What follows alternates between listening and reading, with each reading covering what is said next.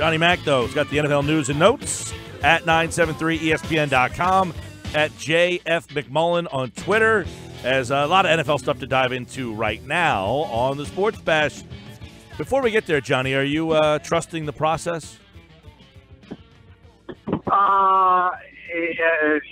You know how I feel about the process. Yes. I'm always No. You don't have to trust what happened. Are you enjoying this outfit? I think Ben Simmons, and I said from day one, I think he's got a chance to be a top 5 player in that league for a decade.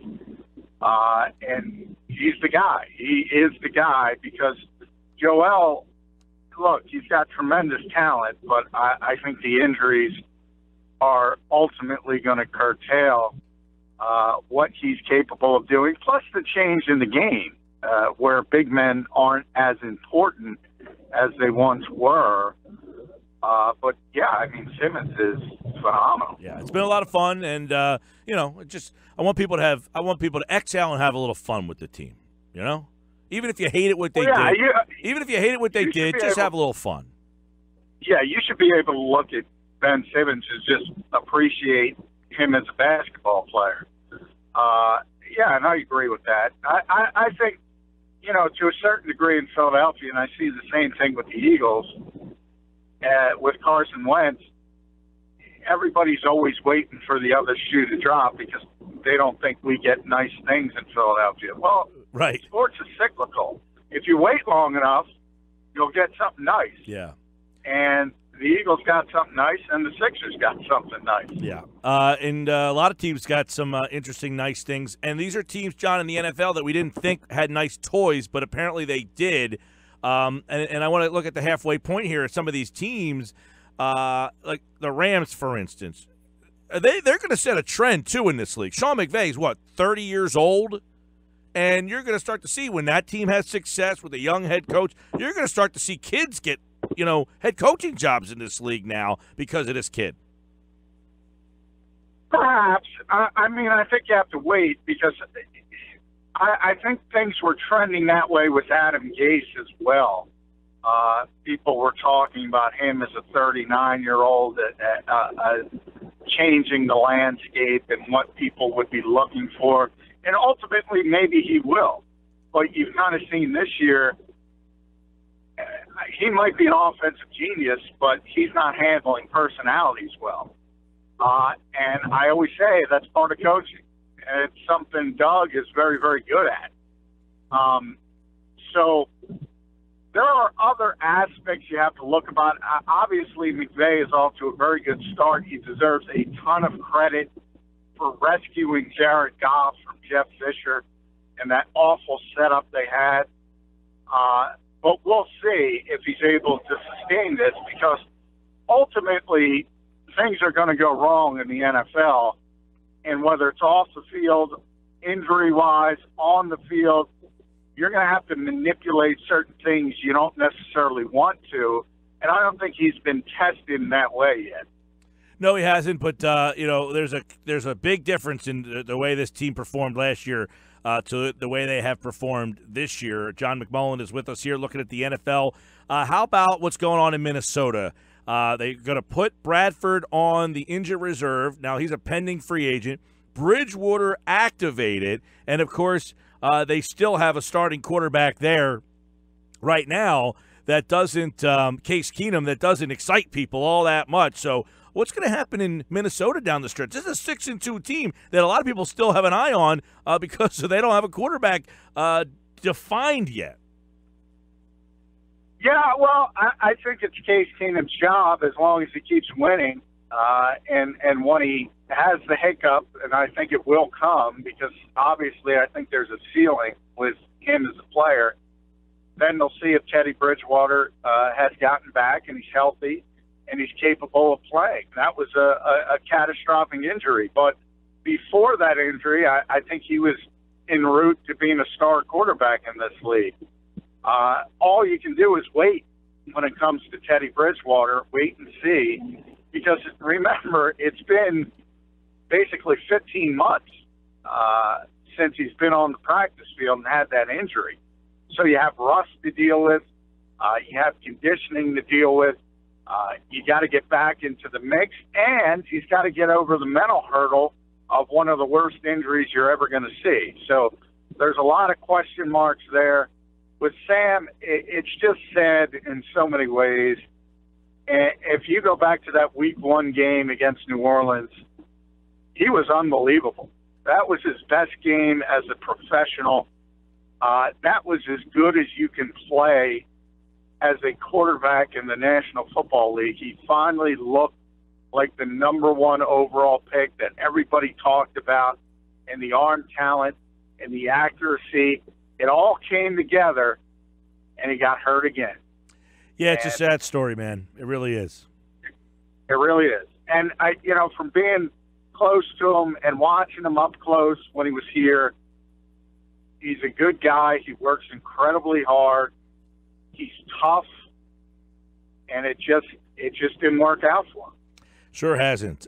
Speaking of which, Sam Bradford traded to Minnesota, and in return, the Eagles got back a first-round and a fourth-round pick. You tweeted it out that Howie Roseman got Derek Barnett and Jay Ajayi really in return for Sam Bradford. So the Eagles really, they struck while the iron was hot. They hit a team in a moment of weakness and capitalized on the whole situation. And you can make an argument that trade has completely turned around the franchise. Yeah, well, I think obviously getting Carson Wentz was the key. Well, right. I'm not talking about getting Barnett and Ajayi. I'm talking about the fact that they had the stones to make that deal when they did, and hand it over to Wentz. I'm just talking about the Bradford trade. When you bring in Carson Wentz, Sam Bradford was a lame duck. We talked about it a lot on the show. Yes.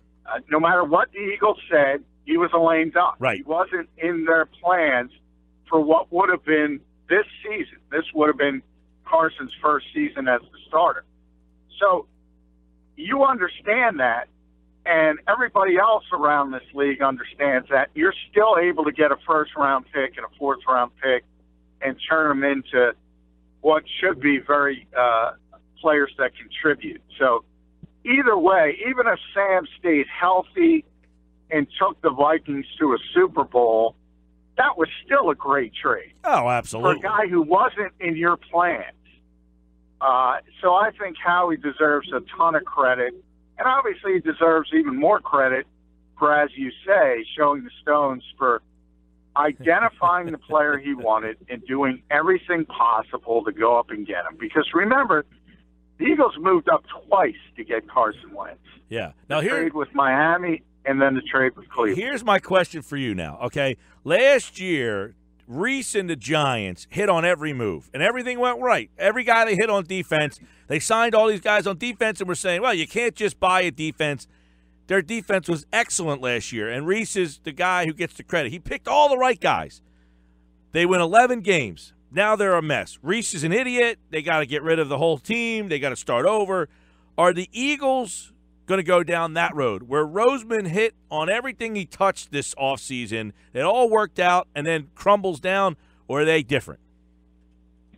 No, they're different because they have the quarterback, and the Giants don't. The Giants have a 36-year-old ascending guy who's not very good anymore. That's the big difference. Last season, the Giants had a great season, but it was a very, very small margin of error. They still, if you looked at them play game after game, a lot of bounces went their way, a lot of strange plays. The defense was lights out. The offense was not very good outside Odell Beckham Jr. They couldn't run the football. They had a bad offensive line. They had a descending quarterback. Nothing changed in the offseason. So to count on everything going right again, it's just not the way it happens in this league. It tends to be more of a market correction, if anything. And you see what's happening. And by the way, when I mentioned Adam Gase and Sean McVay, add Ben McAdoo to that list. Yeah. Because here you have a guy who looked like a great hire, a guy who a lot of people in Philadelphia wanted to be the head coach of this team, and things go off the rails and look what you have going on up there, whether it's DRC, whether it's Janoris Jenkins, everybody getting suspended, talking back to the coach, not respecting the coach. That's where managing personalities comes in. The job is bigger than people think it is. Johnny Mac's with us talking some NFL on the bye week here. We talked about Bradford and that injury situation. What about what's happening with the Colts and Irsay? And then, of course, a hot mic kind of leaked out some information that may not have been meant to get out there with Dungy the other night. I mean, this thing has the makings of a disaster happening as well. Well, it's already been a disaster for this season. I mean, for this year, right? It depends. It really depends on if Andrew Luck is healthy again. If he is, I think this will be an ugly hiccup for that organization. If this is a long-term injury, a career-threatening injury, obviously they're set back 5 years. I mean, that's a elite-level quarterback, and as I said, you know, you really can't take the Colts at their word because they haven't told the truth, or, as you mentioned with the hot mic, maybe it is mental. Maybe Andrew Luck doesn't feel confident for whatever reason. Could be a number of things as far as the injury goes, but until we see Andrew Luck back on the football field healthy, you don't know if he's going to be back on the football field healthy. Same thing I said with Bridgewater. People can assume whatever they want and say he's going to be the same guy. You got to wait and see. Yep, and the question, though, is Luck when he is, if and when he's healthy. Let's assume he does get healthy. Is he going to come back into a situation and say, I'm ready to go, but I don't want to play for you anymore?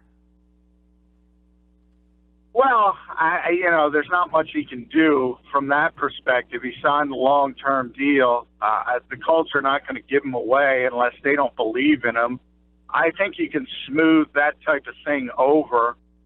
But, obviously they're going to go in a different direction when it comes to the coach. They already replaced the general manager, Ryan Grigson. So you're going to have a new regime there, and I think you're capable of smoothing that kind of thing over. But, yeah, we'll have to wait and see because obviously Irsay has not handled this whole situation well, whether he's gotten poor information from his medical staff, whatever it might be. From the owner's perspective, he hasn't handled it well. No, he has not. And you scratch your head and say, really, the owner of the team came out and the guy played with what, a torn labrum for a season, maybe longer? Well, that's the thing about Andrew Luck, and that's why I question, him not a willingness to get back on the field as some people are trying to spin. This is a guy who played with a damaged shoulder, a lacerated kidney, tried to go out there. This isn't a guy who gets a hangnail and says, oh, I can't go. So I have a tough time believing that part of it. Yeah. Johnny Mac's with us here looking at the NFL. We got the Eagles as well, of course, on the bye week here. And obviously, with the Eagles on the bye, things are a little slow with them as they're just kind of taking the week off here, John. And we look ahead to what's going on tomorrow with Dallas. Speaking of Dallas, Jerry Jones, the New York Times has an article. He is said to have hired David Boyes to block Roger Goodell's contract situation. This is kind of getting downplayed, but is there a high-level attempt from some of the big names in the ownership fraternity trying to block Goodell? I mean, has this thing got to the point where there's a legitimate possibility that Roger Goodell could be blocked by some of these owners? Yeah, I mean, well, it starts with one owner, and I was talking with Josh off air. I mean, the hypocrisy of Jerry Jones knows no end. He's on board with everything Roger Goodell does until it affects his team, and then all of a sudden he wants him out. I have no issue with the NFL moving on from Roger Goodell. I think they should have, dating back to Ray Rice. I think they should have moved on. Because when your commissioner lacks credibility and the face of your league lacks credibility, this is what you get, these constant scandals, and nobody's on the same page. But, Jerry's doing it for a very selfish, very myopic reason. Whether he can get 23 other owners on board before the contract is hammered out, and remember, they essentially agreed to it, to extend Roger Goodell, and he's trying to hold it up. And that's why he hired David Boies, who's a very high-powered attorney. He's got his own issues because he's been involved in the Harvey Weinstein scandal and working with the New York Times at the same time. So he's got himself in a lot of high-profile cases. But, look, Jerry Jones is a very powerful owner. I'm sure he can get a number of owners to agree with him. He had a conference call with, I think, 17 different owners.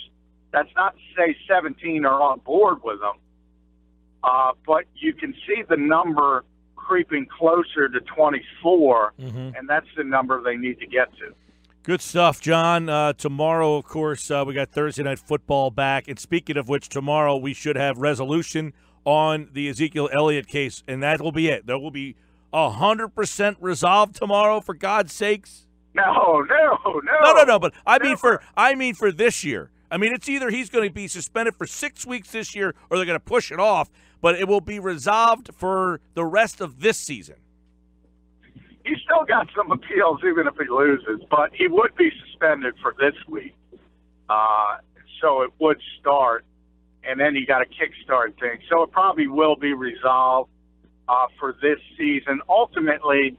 And I predicted way back in August, that was my original prediction. He would play this season and start serving the suspension week 1 of 2018. Ultimately, I think that's what's going to happen.